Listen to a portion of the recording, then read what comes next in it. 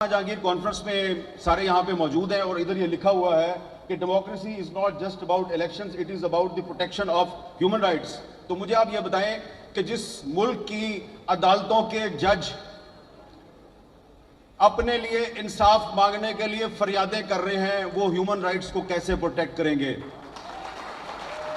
اور صرف جج صاحبان جو ہے وہ پروٹیکشن نہیں مانگ رہے، اپنی آزادی کا تحفظ نہیں مانگ رہے، ہر کوئی جو ہے وہ اپنا تحفظ مانگ رہا ہے۔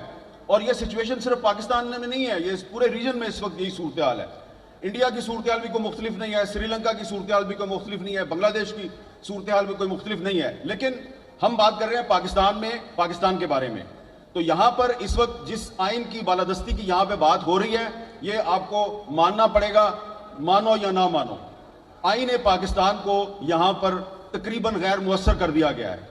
آپ جس آئین کے تحفظ کی بات کر رہے ہیں وہ پہلے سے غیر محفوظ ہے، اس کی وائلیشن صرف غیر سیاسی لوگ نہیں کرتے، سیاسی لوگ بھی کرتے ہیں۔ اور اب پاکستان کا میڈیا، ہم جیسے لوگ جو کہتے تھے جی کہ آئین اگر اس پہ عمل درآمد ہو تو سارے مسئلے حل ہو جائیں گے، اب ہمیں لگتا ہے کہ آئین تو خود تحفظ مانگ رہا ہے۔ اور کیونکہ میں صحافی ہوں تو میں تو صحافیوں کی بات کروں گا، جتنے غیر محفوظ پاکستان کے صحافی اس دور میں ہیں، کبھی نہیں تھے اس سے پہلے۔ آپ دیکھیں کہ اس ملک کی سپریم کورٹ نے ایک صحافی ارشد شریف کے قتل پر از خود نوٹس لیا، کیا ہوا؟ سپریم کورٹ کے چیف جسٹس نے از خود نوٹس لیا، کچھ بھی نہیں ہوا۔ ایک انکوائری ٹیم کینیا بھیجی، واپس آئی، کچھ نہیں ہوا۔ پھر ایک اور جے آئی ٹی بنی، اس نے لوگوں سے بیانات لیے، کچھ نہیں ہوا۔ تو ہمیں یہ لگ رہا ہے کہ پاکستان کے جو صحافی ہیں ان کو اب جرنلزم چھوڑ کے کہا جا رہا ہے تم کرنلزم کرو۔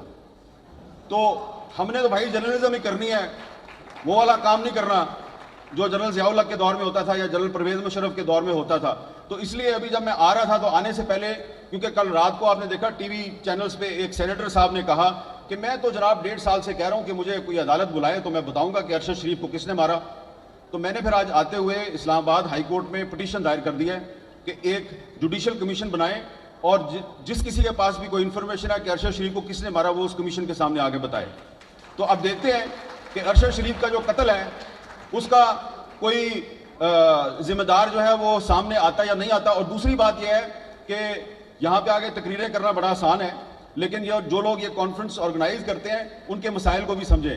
میں ان کے مسائل میں اضافہ نہیں کرنا چاہتا، اس لیے کہ دھواں دار تقریر کر کے ہم تو چلے جائیں گے اور انہوں نے یہیں پہ رہنا، اگلے سال پھر کانفرنس کرنی ہے۔ وہ ثناء اللہ بلوچ صاحب کہہ رہے تھے نا کہ آپ ایک کانفرنس نہ کیا کریں، 2 یا 3 کیا کریں۔ تو آپ بھی پہلے صرف ایک پارٹی نہیں، جن پارٹیوں کے لیڈروں نے یہاں پہ آ کے تقریریں کی ہیں وہ اپنی اپنی پارٹیوں سے 2 یا 3 ان لوگوں کو نکالیں اور پھر اگلے سال آئیں۔ تو اس لیے ہم نے اب یہ فیصلہ کیا ہے کہ ہمیں تقسیم کر دیا گیا ہے، ہم ایک دوسرے پہ اعتماد نہیں کرتے۔ ارشد شریف کا جو قتل کا مقدمہ ہے اس کو ہم ٹیک اپ کرنے میں، اس پر کوئی تحریک چلانے میں کامیاب نہیں ہوئے، لہذا ہم نے اب فیصلہ کیا کہ اب کسی اور کے پاس نہیں جانا۔ اب ہم جو آپ لوگ کہتے ہیں نا یہ ٹی وی اینکر جو ہے یہ بات کیوں نہیں کرتے، ٹی وی اینکر نے وہ بات کیوں نہیں کی، تو آپ کو تو پتہ ہے بھائی ہم تو پالیسی میکر نہیں ہے، چینل کسی اور کا ہے، ہم تو اس میں بیٹھ کے بات کر رہے ہوتے ہیں۔ تو اگر وہ ہمیں آفر کر دیں تو ہم کیا کر سکتے ہیں؟ تو اس لیے اب ہم نے فیصلہ کیا ہے کہ ٹی وی اینکرز کا ایک ایکشن فورم بنایا جائے گا، اور جس ٹی وی اینکرز کو کہیں سے کوئی کال آئے گی یا اس کو ڈکٹیشن دے گی اس کی اپنی مینجمنٹ یا کوئی باہر سے، تو ہم لوگ جو ہے وہ پبلک میں آ کے آپ کو بتایا کریں گے۔ تو اس کے علاوہ ہم وہ کچھ نہیں کر سکتے، ٹھیک ہے؟ وطی اللہ جان صاحب